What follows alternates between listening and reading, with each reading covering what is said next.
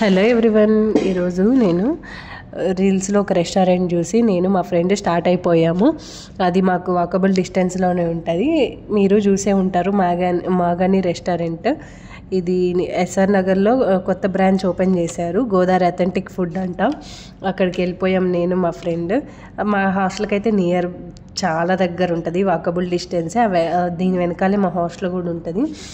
వెళ్ళి అక్కడ కూర్చొని తినడానికి పర్లేదు, బాగానే ఉంది. యాంబియన్స్ అంటే పెద్ద చెప్పుకోదగ్గంత ఏం కాదు. మేమిద్దరం వెళ్ళి 2 చికెన్ కాంబోస్ ఆర్డర్ ఇచ్చాము. ఒక్కొక్కటి 199 రూపీస్.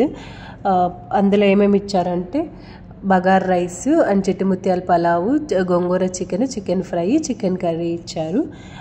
చికెన్ ఫ్రై అయితే టూ మచ్ స్పైస్ ఉంది. అండ్ గోంగూర చికెన్ కర్రీ ఏమంత బాగాలేదు. ఈ రైస్ చూసుకున్నట్టయితే మొత్తం వాటర్గా ఉంది. బగార్ రైస్, చిట్టుముత్యాల పలావ్ కొంచెం పర్లేదు. రీల్స్లో హైప్ ఇచ్చినంత అయితే ఏం మంచిగా లేదు ఇక్కడ ఫుడ్.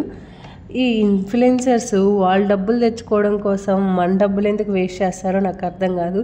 రీల్స్ చూసి మోసపోయి నాలాగా ఇట్లాగా రావద్దు. మీరు ఒకసారి ట్రై